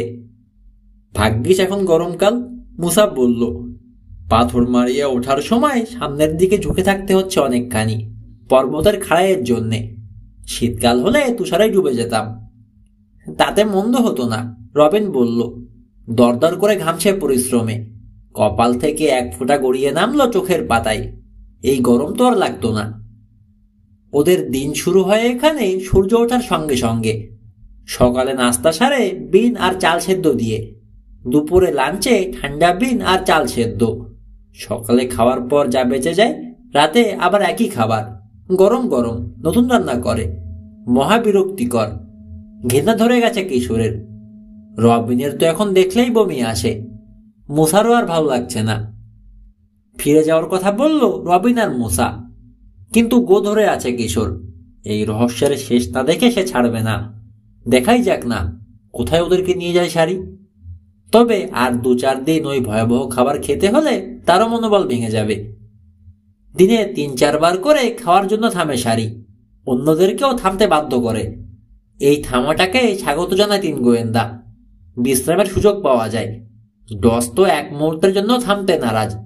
তবে একটা সুবিধা হয় তার এতে, ঘোড়াটাকে নিয়ে অনেক পেছনে পড়ে যান তো এগিয়ে আসতে পারেন। প্রচুর জয় খাওয়ানো হয় ঘোড়াটাকে, তারপরেও প্রতিদিনই একটু একটু করে দুর্বল হয়ে পড়ছে ওটা। মাঝে মাঝে মাইলখানেক পেছনে পড়ে যায়। রবিন আর মুসার মতো পা টেনে টেনে চলে তখন। এইরকমই একটা বিশ্রামের সময় হাত পা ছড়িয়ে চিত হয়ে আছে 3 গোয়েন্দা। ঘাস চিবুচ্ছে শাড়ি। রবিন বলল, ওই মহিলাগুলো এর মধ্যে কেন ঢুকেছে বুঝতে পারছি না। প্রথমে কিশোরকে ডুবিয়ে মারার চেষ্টা চালালো সোনালি চুলো এক মহিলা, তারপর কালো বেনিয়ে এসে চুরি করার চেষ্টা করলো বারোটাকে। হয়তো মেক্সিকান মহিলার বারোর পা ভেঙে গেছে আন্দাজ করলো মুসা। কাজেই বোঝা জানার জন্যে আরেক দরকার হতে পারে। রবিনে যুক্তি মানতে পারলো না। বারোর চরিত্র ভালো করেই জানা আছে মেক্সিকানদের। জোর করে যে পিঠে সওয়ার হওয়া যায় না এটা জানি। ভাবছি, কিশোর বলল, বারোটাকে নিজের জন্যই চেয়েছে কিনা মহিলা, কিংবা অন্য কোনো কারণে ওটাকে সরিয়ে ফেলতে চেয়েছে। তাই মুসা আর কোনো যুক্তি দেখাতে না পেরে চুপ হয়ে গেল। কিশোরেরও আর কিছু বলার নেই। আবার শুরু হলো পথ চলা। প্রতি সন্ধ্যায় একটা করে জায়গা খুঁজে বের করে শাড়ি, যেখানে আগুন জ্বালানোর জন্য প্রচুর লাকড়ি আছে আর খাওয়ার পানির ব্যবস্থা আছে। ওখানেই রাতের জন্য ক্যাম্প ফেলে ওরা। এর মাঝে ওই মহিলাকে ছাড়া আর কোনো মানুষ চোখে পড়েনি ওদের। মাঝে সাঝে এক আধটা কুড়ে চোখে পড়ে, মাটির দেয়াল আর পাতার ছাউনি, অ্যাডাপ বলে ওগুলোকে। সবই দূরে দূরে। ওগুলোতে কেউ থেকে থাকলেও গোয়েন্দাদের চোখে পড়ল না। দ্বিতীয় দিনে কিশোরের পায়ের পেশি শক্ত হয়ে থাকা সেরে গেছে, আড়ষ্টতা দূর হয়ে একেবারে ঝরঝরে হয়ে গেছে। হাঁটতে এখন অনেক সহজ লাগে। কোমরের বেল্ট ঢিলে হয়ে গেছে। রওনা দেওয়ার সময় যে চিত্রটায় ঢুকতো বাকলসের কাটা, এখন তার আগে চিত্রটায় ঢোকে। বাপরে বাপ, বন্ধুদেরকে বলল সে, বারোর পিঠে চাপাও কম পরিশ্রম নয়। সেদিন একটা শৈলশিরার কাছ দিয়ে চলার সময় সামনে সাদা ধোয়া দেখতে পেল ওরা। থেমে গেল, তাকিয়ে রইল সেদিকে। বিড়বিড় করল রবিন, দাবানল না তো? হলেও ওটা অনেক দূরে। মুসা বলল, আমাদের কাছে আসতে পারবে না যদি বাতাসের দিকে না বয়। এ ব্যাপারে কিশোর কোনো মন্তব্য করল না। চিন্তিত ভঙ্গিতে তাকিয়ে রয়েছে ধোয়ার দিকে। সেদিন এত বেশি পেছনে পড়ে গেল রাজের ঘোড়া। সন্ধ্যায় 3 গোয়েন্দার 1 ঘন্টা পরে পৌঁছলো ক্যাম্পে। খুবই উদ্বিগ্ন জজ। রাতের খাওয়ার সময় বললেন, একটা দিন বিশ্রাম দিতে হবে ঘোড়াটাকে, নইলে চলতে পারবে না, খোড়াও হয়ে যেতে পারে হয়তো। খাওয়া শেষ হলে বললেন, তোমরা আমাকে রেখে এগিয়ে যাও, যত তাড়াতাড়ি পারি তোমাদের কাছে পৌঁছবো। আমাদেরকে খুঁজে পাবেন তো? মুসার গলায় সন্দেহ। তা পাবো। এসব অঞ্চলে চিহ্ন অনুসরণ করে চলা খুব সহজ। 2জন মানুষের জুতো আর একটা বারোর খুরের ছাপ জলজল করবে মাটিতে। পরদিন সকালে খাবার ভাগ করে দিলেন জজ। রওনা হয়ে গেল 3 গোয়েন্দা। স্লিপিং ব্যাগের ওপরে আরো কিছু বোঝা, এই যেমন খাবার আর রান্নার সরঞ্জাম। বহন করতে আপত্তি করল না শাড়ি। এবার আর ওনার পিঠে চাপল না কিশোর, হেঁটে চলল। রবিন আর মুসাও রইল সঙ্গে। সে রাতে ক্যাম্প ফেলার পর প্রচুর কথা বলল ওরা, হাসি মস্করা করল। ডজ কানের কাছে না থাকায় কথা বলতে পারছে সহজভাবে। এই রাতে কি খাওয়া যায় বলো তো? কিশোরকে রান্নার জোগাড় করতে দেখে ঠাট্টা করে বলল রবিন, রাইস আর বিন। না, জবাব দিল মুসা, বিন আর রাইস। আসলে, হেসে বলল কিশোর, তোমরা দুজনেই ভুল করলে। রান্না করব বিনস আলা রাইস। দয়া করে বাসন নিয়ে তৈরি হয়ে যাও। ডিনারের পর আগুনের কুণ্ড ঘিরে বসলো তিনজনে। হঠাৎ উত্তেজিত ডাক ছাড়লো সারি। লাফিয়ে উঠল তিনজনে, কান খাড়া। মুহূর্ত পরেই আগুনের আলোয় একটা বড় বারোকে বেরিয়ে আসতে দেখা গেল গাছের আড়াল থেকে। এলো এদিকেই। সারির চেয়ে বয়স অনেক বেশি, পিঠে জিন নেই, তবে দড়ি দিয়ে বাঁধা রয়েছে কয়েকটা পোটলা। ওটার পেছন পেছন এলো কালো বেনি করা সেই মহিলা। ডাকাডাকি থামিয়ে দিল সারি। স্বজাতীয়কে দেখে খুশি হয়েছে, দুলকি চালে এগিয়ে গেল। নাক ঘষাঘষি করে স্বাগত জানালো পরস্পরকে। কাছে এলো মেক্সিকান মহিলা। ঘাবড়িও না, হাত নেড়ে স্প্যানিশ ভাষায় বলল সে। এবার বারো চুরি করতে আসেনি, আমি তোমাদের সঙ্গে কথা বলতে চাই। আমার নাম ইসাবেল। তোমরা কে এটা জানি, তবে কথা বলার আগে আমাকে কিছু খেতে দাও, খুব খিদে পেয়েছে। 1 প্লেট রাইস আর বিন দিল ওকে কিশোর। আগুনের ধারে বসলো ইসাবেল। ভালো খিদেই পেয়েছে ওর। সমস্ত খাবার শেষ করার আগে মুখই তুলল না। বাসে বেশ কিছুটা দূর থেকে ওকে দেখেছে কিশোর। এই প্রথম কাছে থেকে ভালো মতো দেখার সুযোগ পেল। মহিলা খাচ্ছে, আর সে তাকিয়ে রইল তার মুখের দিকে। বয়স 40 মতো হবে, মোটামুটি সুন্দরী বলা চলে। চেহারায় বলে দিচ্ছে, আত্মবিশ্বাসে ভরপুর। পকেটওয়ালা ঢেলা একটা উলের স্কার্ট পরেছে, পায়ে মেক্সিকান বুট, গায়ে খাটো হাতাওয়ালা একটা ব্লাউজ। চামড়ার রং গাঢ় বাদামি, চোখ পিরেচর মতোই কালো। সব মিলিয়ে কিশোরের মনে হলো ওই মহিলা ভালোর ভালো, মন্দের জম। খালি বাসনটা সরিয়ে হাত ঘড়ির দিকে তাকালো ইজাবেল। পুরুষের ঘড়ি পড়েছে, বেলটা ঢিলে। হাত খাড়া করতেই নিচের দিকে নেমে গেল ওটা। তাড়াতাড়ি আবার ওটা উপরের দিকে চলে দিল সে। সময় বেশি নেই, ইসাবেল বলল। লেকের কাছে ফিরে যেতে হবে আমাকে। যতটা তাড়াতাড়ি পারি সংক্ষেপে সব বলে যাচ্ছি তোমাদেরকে। কিশোরের দিকে তাকালো সে। আমি ইংরেজি বলতে পারি না, তবে তোমরা স্প্যানিশ জানো, এটা আমি জানি। পুরনো চামড়ার জ্যাকেট পরা লোকটার কথা মনে পড়ল কিশোরের, যে ওদেরকে বাসে উঠতে বাধা দিচ্ছিল। লোকটার সঙ্গে তর্ক করার সময় নিশ্চয়ই মহিলা শুনেছে, বুঝতে পেরেছে ওরা স্প্যানিশ জানে। মাথা ঝাঁকালো কিশোর। বলতে অতটা পারি না, তবে বুঝতে পারি। আস্তে আস্তে বলুন, তাহলে বুঝবো। গুড। হাঁটু ভাঁজ করে আরাম করে বসলো ইজাবেল। টেনে দিল স্কার্ট। পরের 15 মিনিট নিচু স্বরে প্রায় একটানা কথা বলে গেল। মাঝে সাঝে এক আধটা প্রশ্ন করল কিশোর।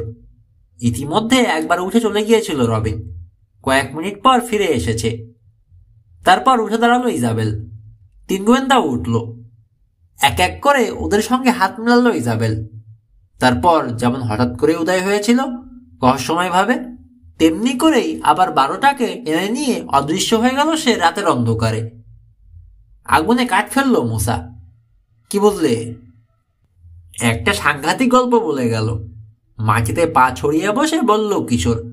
রবিন, পঞ্চভিলার ব্যাপারে যা যা জানো তুমি বলো তো। আমাকে কি মেক্সিকান পাবলিক লাইব্রেরি মনে হচ্ছে? আরে বাজে কথা রাখো তুমি। রকি বিচ থেকেই মেক্সিকোর ইতিহাস পড়া শুরু করেছো তুমি, এখন শেষ করনি? হ্যাঁ করেছি, হাসলো রবিন। যেদিন তুমি লেকের পানিতে ডুবে আর একটা ইতিহাস সৃষ্টি করতে যাচ্ছিলে, সেদিনই শেষ করেছি। আমিও জানি শেষ করে ফেলেছ। হাসিটা ফিরিয়ে দিল কিশোর। 1916 সালের ব্যাপারে আমার আগ্রহ। পঞ্চভিলার কথা কি জানো? ওই বছর একটা বিরাট বিদ্রোহ হয়ে গিয়েছিল মেক্সিকোতে। সেই বিদ্রোহেরই এক বড় নায়ক ছিল পঞ্চভিলা। অনেকের ধারণা আউটল ছিল সে, জেসি জেমসের মতো। ব্যক্তিগত একটা সেনাবাহিনী গড়ে তুলেছিল, অনেকগুলো লড়াই জিতেছে। এখানে এই সিয়েরা মাদ্রিদেও এসেছিল নাকি? এসেছিল। তার একটা ঘাঁটি তৈরি করেছিল সে এখানে। মরুভূমিতে নেমে গিয়ে ট্রেনের উপর আক্রমণ চালাতো, লুটপাট করে ফিরে এসে আবার লুকিয়ে পড়তো এখানে। চিন্তিত ভঙ্গিতে মাথা ঝাঁকালো কিশোর। এই কথাটা তাহলে সত্যিই বলেছে ইজাবেল? তার মানে তুমি বলতে চাইছো ওর ব্যাপারে যত আগ্রহ মহিলার, মৃত একজন মানুষের ব্যাপারে? না, তার ব্যাপারে নয়, কিশোর জবাব দিল। মনে হচ্ছে সিয়েরা মাদ্রাজ গোপ্রধানের পেছনে ছুটেছি আমরা, না জেনে, যেটার কথা বহুবার বলেছ তুমি। পঞ্চভিলার লুটের মাল, শুনলে না? ইজাবেল বলে গেল। একদিন একটা ট্রেন লুট করে হাজার হাজার ডলার দামের সিলভার পেসো নিয়ে এসেছিল পঞ্চ। এখানে উঠে এসে কোনো একটা গুহা টুহায় লুকিয়ে রেখে গিয়েছিল সেসব পেসো। ইজাবেলের বলে যাওয়া গল্প আবার বলতে লাগলো কিশোর, নিজেকেই যেন শোনাচ্ছে। খুঁজে বের করার চেষ্টা করছে কি রহস্য লুকিয়ে রয়েছে এর ভেতরে। একটা ভুল করেছিল পঞ্চ, কিংবা তার দুর্ভাগ্যই বলা যায়। পেস্তোর সঙ্গে একই গুহায় বারুদ রেখেছিল সে। অসাবধানে দেয়াশলাইয়ের কাছে জেলে ফেলেছিল তার এক সহচর। বিস্ফোরণ ঘটল বারুদে। পর্বতের একটা অংশ ধসে গেল। টন টন পাথরের নিচে চাপা পড়ল পঞ্চর লুটের মাল, সেই সঙ্গে তার সেনাবাহিনীর একটা বড় অংশ। পাথর পরিষ্কার করতে শুরু করলো পঞ্চ। কিন্তু এই সময় তার শত্রুরা এসে আক্রমণ চালিয়ে বসলো পর্বতের অন্য পাশ থেকে। পালাতে বাধ্য হলো সে। এক মুহূর্ত চুপ করে রইল কিশোর। তারপর গল্পটা শেষ করলো সে। ইজাবেল বলে গেল, শুনলেই তো, মুদ্রাগুলো এখনো সেখানে আছে। নীরবে কিশোরের কথা শুনছিল মুসা আর রবিন। ইজাবেল জানলো কি করে এসব? রবিনের প্রশ্ন। উঠে চলে যাওয়ায় অনেক কিছুই শোনেনি সে। ও বলল তার দাদা নাকি পঞ্চর সৈন্য দলে ছিল, ওই গল্পটা শুনিয়ে গেছে ওদের পরিবারকে। জবাবটা দিল মুসা। ডজের কথা কি বলল জানতে চাইল রবিন। ওর নাম বলতে শুনলাম। 12টার কথাও কি যেন বলল। কিশোর বলল, মাস 3 আগে নাকি ইজাবেলের এক বন্ধু টনি নামের এক আমেরিকান তরুণ এখানে এসেছে। সে আর তার বাবা সোনা খুঁজে বেরিয়েছে এখানকার পর্বতে। আসলে ওরা খুঁজতে এসেছিল পঞ্চভিলার গুহা। ওদের ধারণা গুহাটা খুঁজেও পেয়েছিল ওরা। ইসাবেলকে টনি সে কথাই বলেছে। চুপ করলো কিশোর। বলো, তাকাতে দিল রবিন। কথার মাঝখানে থামলে কেন? ডজ আর শাড়ি এর মধ্যে এলো কিভাবে শুনতে চাই। টনি যখন লেগে গেল বলল কিশোর, তার সঙ্গে ছিল ছোট একটা সাদা বারো। গুহার কাছে পেয়েছিল ওটাকে। বাচ্চা তার সঙ্গে বন্ধুত্ব পাতিয়ে ফেলল। যাওয়ার সময় নিয়ে গিয়েছিল জজের র্যাঞ্চে। তারপর আবার ফিরে গিয়েছিল পর্বতে। কেন? সাথে করে যখন আনতেই পারলো, নিতে পারলো না কেন? কেন ফেলে গেল র্যাঞ্চে? কারণ টনির ভয় শাড়ি আবার পর্বতে গেলে মরে যাবে। 12টার চিকিৎসার দরকার ছিল। আর এখানে সবচেয়ে কাছের পশু চিকিৎসক থাকেন ল্যারেটোতে। পিরেটো গিয়ে নিয়ে এসেছিল তাকে। 12টাকে চিকিৎসা করে সারিয়ে তোলা হলো। কি হয়েছিল ওর? এতটাই যদি অসুস্থ হবে, ডজের র্যাঞ্চ পর্যন্ত গেল কি করে ওটা? চোখে একটা বাজে ধরনের ইনফেকশন হয়েছিল। তাতে প্রায় অন্ধই হয়ে গেছিল 12টা। ইজাবেলের গল্পের এই জায়গাটাই বিশেষ আগ্রহ কিশোরের।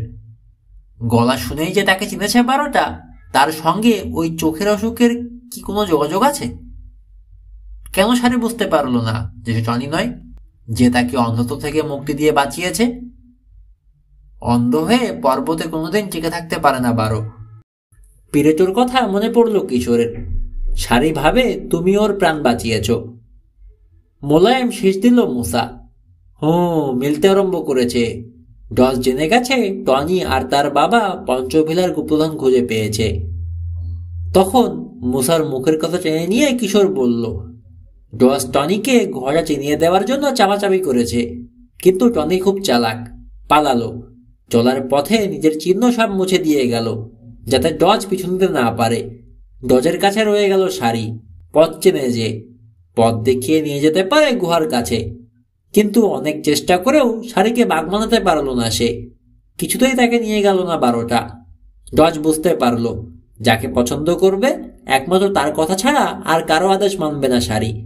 এমন কেউ যাকে কণ্ঠস্বর শুনেই বন্ধু হিসেবে চিনে নেবে। তখন ওরকম কাউকে খুঁজে বের করার চেষ্টা করলো ডজ। মুসা বলল, যার কণ্ঠস্বরের সঙ্গে টনি স্বরের মিল আছে। এই জন্যেই রহস্যময় ওই ধাঁধা প্রতিযোগিতার আয়োজন করেছিল সে। এবং কিশোরকে খুঁজে বের করলো, যোগ করলো রবিন। কিন্তু আমি বুঝতে পারছি না ইজাবেল কেন এসব কথা বলে গেল ওকে। ঠিক, মুসা বলল, আমাদেরকে র্যাঞ্চে যেতে দিতে চায়নি যে, সে কেন এখন যেচে পড়ে এসে সব কথা শুনিয়ে গেল? কথাটা কিশোরের মনেও খচখচ করছে। আমাকে কোনো প্রশ্ন করতে দেয়নি ইজাবেল, কিশোর বলল। কেবল তার কথা যখন বুঝিনি জিজ্ঞেস করেছি, ও সেটাই বুঝিয়ে দিয়েছে। ব্যাস এ পর্যন্তই। যা বলার সে নিজেই বলেছে, আমাকে কেবল শুনতে হয়েছে। ডজকে এক বিন্দু বিশ্বাস করে না। ওর ঘোড়া খোড়া হয়ে যাবে, চলতে পারবে না, এটা বিশ্বাস করেনি। ইজাবেলের ধারণা ঘোড়ার পা ঠিকই ছিল। ইচ্ছে করেই আমাদের পেছনে পড়েছে ডজ। কোনো উদ্দেশ্য আছে। মহিলার ভয়। টনি আর তার বাবাকে দেখলেই গুলি করে মারবে ডজ। ইজাবেলকে দেখলে তাকেও মারবে। কাজেই লেকে ফিরে যাচ্ছে সে। আমাদেরকে অনুরোধ করেছে গুহায় টনি আর তার বাবাকে যেন সাবধান করে দিই ডজের ব্যাপারে। আগুনের দিকে তাকিয়ে বসে রইল তিন গোয়েন্দা। দীর্ঘক্ষণ কারো মুখে কথা নেই। অবশেষে মুখ খুলল মূসা। কিশোর, ইজাবেলকে বিশ্বাস করো তুমি? বুঝতে পারছি না করব কিনা। তাকে সন্দেহ আর অবিশ্বাস করার যথেষ্ট কারণ আছে। টনি আর তার বাবাকে খুঁজে বের করার ব্যাপারে এত আগ্রহ কেন? এমনও তো হতে পারে সে চাইছে যে আমরা গিয়ে পেশোগুলো খুঁজে বের করি। হ্যাঁ, হতেই পারে, রবিন বলল। আমাদের পেছন পেছন যাবে সে। তারপর যেই আমরা ওগুলো বের করব তখনই কেড়ে নেওয়ার চেষ্টা করবে। পরদিন সূর্য ওঠার আগেই ঘুম থেকে উঠে পড়ল তিন গোয়েন্দা। নাস্তা সারতে সারতে আরো আলোচনা করলো ইজাবেলের ব্যাপারে। আমাকে বোকা বানাতে চেয়েছে সে, কিশোর বলল। কিভাবে? মূসার প্রশ্ন। লেকে ফিরে যাচ্ছে বলে। বেশ তাড়াহুড়া, এমন একটা ভাব যেন তক্ষুনি রওনা হয়ে যাবে লেকের উদ্দেশ্যে। মাথা তোলালো রবিন। রাতের বেলা এসব পাহাড়ে পথ চলাই মুশকিল। যাওয়ার ইচ্ছে থাকলে সকলেও তো রওনা হতে পারত। পুরো ব্যাপারটাই আসলে ভাওতাবাজি। আর ওই ঘড়িটা, কিশোর বলল, বারবার কবজি থেকে নেমে যাচ্ছিল। ঠেলে ঠেলে তুলতে হচ্ছিল ওপরে। মনে হলো শ্রাক করলো সে। জানি না, আলোর কারসাজি হতে পারে, ভুলও দেখে থাকতে পারি। কি? জিজ্ঞেস করলো মূসা। ওর কবজি থেকে ডাক দেখেছি, শিওর না। মূসা দেখেনি, জানালো সে কথা। রবিন বলল, মহিলা ভীষণ চালাক, ওর অনেক কিছুই খটকা লাগার মতো। আমার অবাক লেগেছে এটা যখন জানলাম কন্ট্যাক্ট লেন্স পরে। সাধারণত যা পরে না মানুষ। Contact lens? বাধা দিল মূসা। হ্যাঁ, বাসে মুছতে দেখেছি। মাথা নিচু করে রেখেছিল। প্রথমে বুঝতে পারিনি কি করছে, পরে ভালো মতো দেখে বুঝলাম। আর একটা ব্যাপার আরো বেশি অবাক করেছে। চুপ হয়ে গেল রবিন। সেটা কি? জানতে চাইল কিশোর। বলতে এতক্ষণ দেরি করেছে রবিন, এটা সহ্য হচ্ছে না ওর। আর একটা ব্যাপার হলো, কিশোরের অবস্থা বুঝে হাসল রবিন। ইচ্ছে করে দেরি করছে বলতে। তথ্য গোপন করে কিশোরও অনেক সময় ওদেরকে এরকম অস্থিরতার মাঝে রাখে। সুযোগ পেয়ে শোধ তুলছে সে। কি বলো না? খেপে গেল কিশোর। ওয়াকি টকি দিয়ে এই পর্বতের ভিতরে কি করে সে? প্লেটের বিন সেদ্ধ শেষ করে কয়েকটা পাইনের পাতা কুড়িয়ে নিয়ে সেগুলো দিয়ে মুছে পরিষ্কার করতে লাগলো প্লেটটা রবিন। আবার চুপ। অস্থির হয়ে উঠেছে কিশোর। 1 থেকে 10 পর্যন্ত গুনল। তারপর যখন খেকিয়ে উঠতে যাবে তখন রবিন বলল, 12 পিঠের একটা পোটলা থেকে ওয়াকি টকির অ্যান্টেনা বেরিয়ে আছে দেখলাম বলে মনে হলো আমার। পঞ্চভিলার ব্যাপারে যখন তোমাকে জ্ঞান দিচ্ছে তখন উঠে গেলাম ভালো করে দেখার জন্যে। ওয়াকি টকি একটা আছে ওর কাছে। ওয়াকি টকি দিয়ে এই পর্বতের ভেতর কার সঙ্গে কথা বলে সে? অবাক হলো মূসা। ডজ হতে পারে না, কারণ ওকে দেখতে পারে না মহিলা। তাছাড়া ডজের সমস্ত পোটলা পাটলি ভালো মতো দেখেছি আমি, ওয়াকি টকি নেই। পিরেটোর আছে, কিশোর বলল। নষ্ট হয়ে গিয়েছিল, আমি মেরামত করে দিয়েছি। কিন্তু র্যাঞ্চ এখান থেকে অনেক দূর, ওয়াকি টকিতে যোগাযোগ অসম্ভব। উঠল ওরা। সাবধানে আগুন নেভালো, যাতে ছড়িয়ে গিয়ে দাবানল সৃষ্টি করতে না পারে। শাড়ির কাঁধে মালপত্র বাঁধল কিশোর। লেগে যদি 12 পিঠে আলতো চাপড় দিয়ে চিন্তিত ভঙ্গিতে নিজেকেই প্রশ্ন করল কিশোর। সত্যি না গিয়ে থাকে ইজাবেল, তাহলে কি করবে ও? হতে পারে এই মুহূর্তে পাথরের আড়ালে লুকিয়ে আমাদের উপর নজর রাখছে সে। আলো বেড়েছে, বাড়ছে ক্রমেই। চারপাশে তাকালো সে। আমরা এগোলেই আমাদের পিছু নেবে, চিহ্ন ধরে ধরে। আমাদেরকে হয়তো জানতে দিতে চায় না সেও যে ওই পেছর পেছনে লেগেছে। হাত উল্টালো মূসা। যদি সেটা করতেই হয় করবে, আমাদের কিছু করার নেই। চিহ্ন তো আর লুকাতে পারবো না। তা পারবো না। শাড়িকে চলার নির্দেশ দিল কিশোর। তবে একটা সুবিধা আছে আমাদের। কি? কাল রাতে ইজাবেলের বারোর সঙ্গে বন্ধুত্ব করে ফেলেছে সারি, আর মিস্টার সাইমন জানিয়েছেন বারোরা চেনা বারোকে অনেক দূর থেকেও গন্ধ শুকে চিনতে পারে।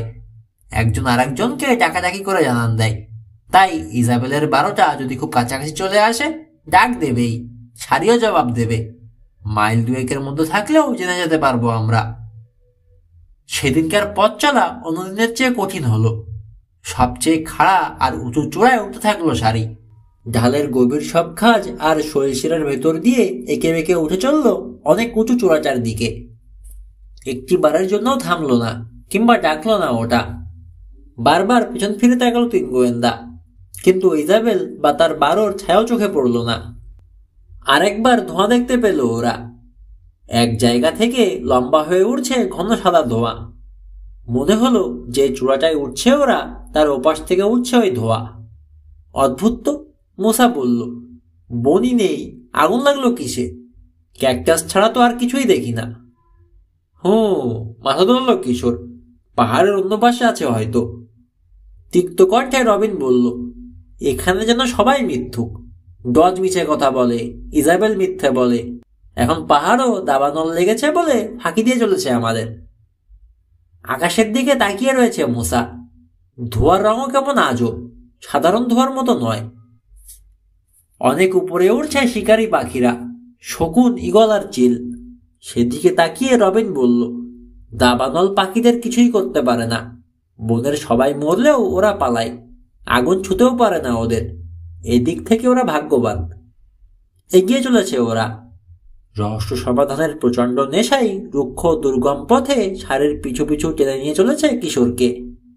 বিকেলের শুরুতে মোসা আর রবিনকে অনেক পেছনে ফেলে এলো ওরা। এই থামো! আচমকা চিৎকার শোনা গেল। এক পায়ে এগোবে না আর। থেমে গেল রবিন আর মোসা। মুখ তুলে দেখল ওদের অনেক উপরে হাত তুলছে কিশোর। এইবার আস্তে আস্তে এগো, বলল সে। বারোটাকে অনুসরণ করো। অবাক হয়ে পরস্পরের মুখের দিকে তাকালো দুই সহকারী গোয়েন্দা। তাই তো করছে ওরা। তাহলে কি বলতে চাইছে কিশোর? ধীরে ধীরে যেন প্রায় হামাগুড়ি দিয়ে উঠতে আরম্ভ করলো আবার রবিন আর মুসা। সারির একেবারে পেছনেই রয়েছে কিশোর। কোনো রহস্যময় কারণে হাত তুলেই রেখেছে সে, বুঝতে পারছে না ওরা। তারপর থেমে গেল গোয়েন্দা প্রধান। আর কাছে এসো না। পাহাড়ে পাহাড়ে প্রতিধ্বনি তুলে আবার ভেসে এলো কিশোর পাশার কণ্ঠ। কে তোমরা? এখানে কি চাই? আবার একে অন্যের দিকে তাকালো মুসা আর রবিন। পুরো ব্যাপারটাই কেমন ভুতুড়ে লাগছে এখন ওদের কাছে। হচ্ছেটা কি? ওরা কি পাগল হয়ে গেছে নাকি? ওদের মাথায় যেন গোলমাল করে দেওয়ার জন্যেই আবার শোনা গেল, আমি কিশোর পাশা, তোমার জন্য খবর নিয়ে এসেছি। ওর কথা যে কি প্রতিক্রিয়া করছে ওর বন্ধুদের উপর ভাবল না কিশোর। ভাবার অবকাশও নেই। ওর কাছেও পরিস্থিতিটা বিপজ্জনক। পথের একটা মোড় ঘুরতেই চোখ পড়েছে একটা রাইফেলের নলের উপর। পাথরের আড়াল থেকে উকি দিয়ে আছে ওটা। পাথরের আড়াল থেকে বেরিয়ে এলো কিশোরেরই বয়সী একটা ছেলে, তবে ওর চেয়ে লম্বা। এলোমেলো সোনালি চুল, রোদে পড়া তামাটে মুখ, পরনে জিন্স, পায়ে মেক্সিকান বুট, গায়ে ডেনিম জ্যাকেট। রাইফেল নামালো না, নজর সারির দিকে।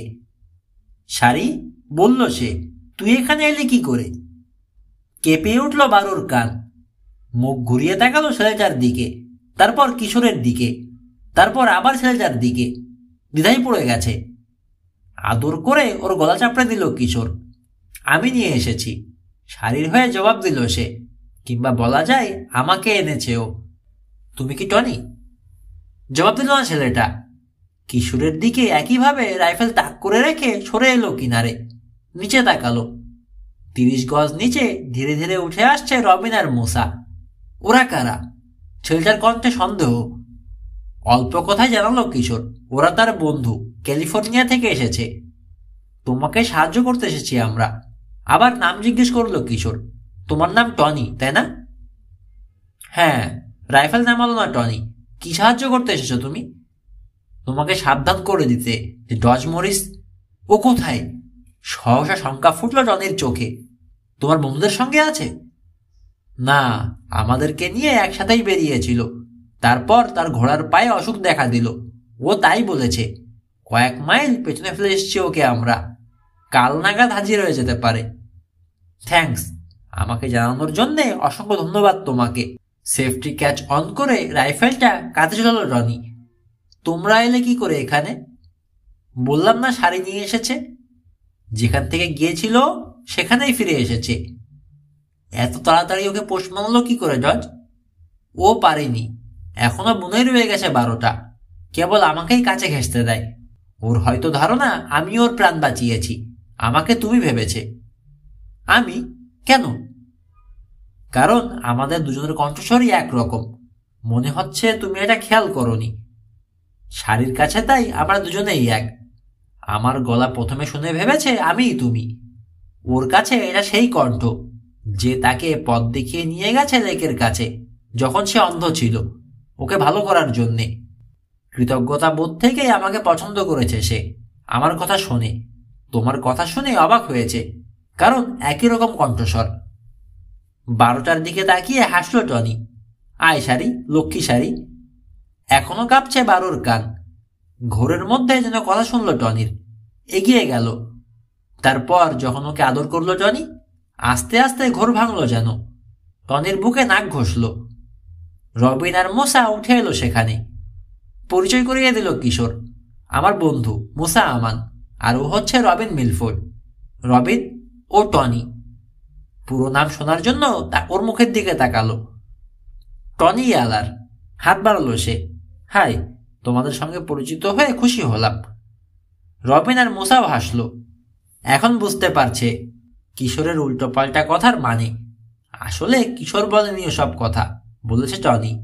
তার কণ্ঠকেই কিশোরের কণ্ঠ বলে ভুল করেছে ওরা। মনে হয় পিপাসা পেয়েছে তোমাদের, টনি বলল। যেরকম পথে হেঁটে এসেছো পাওয়ারই কথা। এসো, দিচ্ছি। আমার ঘরটাও দেখবে, এসো। শাড়ির দড়ি ধরে চেয়ে চলল টনি। একটা শৈলশিরার পাশের ঘরনো পথ ধরে উপরে উঠে পর্বতের গায়ে দেখতে পেল প্রায় লুকোনো একটা ফোকর, সুড়ঙ্গ মুখ। মাথা নড়িয়ে রাখো। সরু নিচু সুড়ঙ্গে ঢোকার আগে সাবধান করে দিল টনি। কিছু দূর এগোনোর পর বলল, ঠিক আছে, এবার সোজা হও। ভেতরে আবছা আলো। সে আলোয় 3 গোয়েন্দা দেখল বিশাল এক গুহায় এসে দাঁড়িয়েছে ওরা। ছাদ অনেক উঁচুতে। দেশলাই দিয়ে মোম ধরল টনি। কিশোর আন্দাজ করল বেশ কিছুদিন ধরে এখানে বাস করছে সে। মেঝেতে গোটানো রয়েছে একটা স্লিপিং ব্যাগ, বাসন, হাঁড়ি পাতিল, একটা কেরোসিনের চুলা, আধবোঝার কয়েকটা বস্তা, গাইতি, শাবল, এই সবকিছু রাখা হয়েছে দেয়াল ঘেঁষে।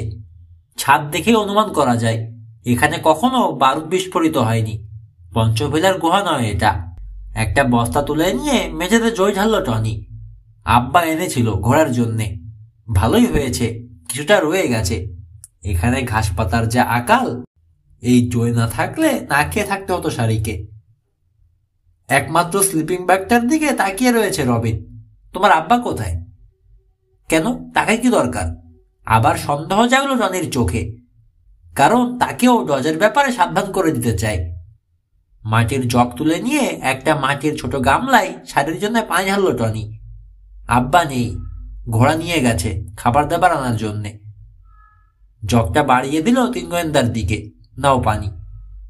কোন দিকে গেছেন তিনি, জানতে চাইল কিশোর। লেকের দিকে? তাহলে তো তিনি জজের সামনে পড়ে যাবেন। না, ওদিকে যায়নি। পর্বতের অন্য পাশে একটা গ্রাম আছে, গোটা 2 দোকান আছে ওখানে। সব জিনিস পাওয়া যায় না, তবে বাস থামে। আর বাস দিয়ে থেমে গেল টনি। সন্দেহ যাচ্ছে না, দ্বিধা করছে। মন স্থির করার চেষ্টা করছে ওদেরকে বিশ্বাস করবে কিনা। এখানে কেন এসেছ বলো তো, জিজ্ঞেস করলো সে। ডজের ধারণা বলতে গিয়ে চুপ হয়ে গেল কিশোরও। সব কথা টনিকে বলার সময় এসেছে। জোরে একবার দম নিল সে। তারপর শুরু করলো ক্রসওয়ার্ড পাজল প্রতিযোগিতা থেকে। একে একে বলল কি করে ওরা জানতে পেরেছে পঞ্চভিলার পেছর কথা। নীরবে শুনছে টনি। মেঝেতে 3 গোয়েন্দার পাশাপাশি বসেছে। পেছর কথা শুনে হঠাৎ উঠে দাঁড়ালো সে। ওগুলোর কথা ডজ বলেছে? আর কি বলেছে? পেলে লুটের মাল ভাগাভাগি করে নেবে? না, মুসা সন্দেহমুক্ত করার চেষ্টা করলো তাকে। ভুলেও একবারও পেছর কথা উচ্চারণ করেনি ডজ। ও আমাদেরকে বলেছে পর্বতে যেতে হবে 12 টাকায় ছেড়ে দিয়ে আসার জন্যে। ওটা জন্মভূমিতে। শাড়ির নাকি খুর বড় হয়ে যাচ্ছে। পর্বতের পাথুরে অঞ্চলে ঘষা না খেলে সমান হবে না। কি? মুসা আরো বলল, ইসাবেল আমাদেরকে বলেছে রূপার পেছর কথা। ইজাবেল? কিনতে না পেরে ভ্রুকুটি করলো টনি। এই ইজাবেলটা আবার কি? চেহারার বর্ণনা দিল রবিন। কালো বেদির কথা বলল, কালো চোখ আর লাল ছালের কথা বলল। মেক্সিকান? এখনো ভুরু কুচকে রেখেছে টনি। মনে তো হলো, জবাব দিল কিশোর। স্প্যানিশ ছাড়া আর কোনো ভাষা বোঝে না সে। ওর চামড়ার রঙও মেক্সিকানদের মতোই বাদামি। নিজেও অবাক হয়ে ভাবতে আরম্ভ করেছে এখন আসলেই মহিলা মেক্সিকান কিনা। জজের ব্যাপারে তোমাকে সাবধান করে দিতে বলেছে আমাদেরকে। তোমার নাকি বন্ধু, তুমি তাকে চেনো? মাথা নাড়ল টনি। নাম শুনিনি কখনো, আর চেহারা যা বর্ণনা শুনলাম তাতে বুঝতে পারছি ওর সঙ্গে জীবনে কখনো দেখা হয়নি আমার।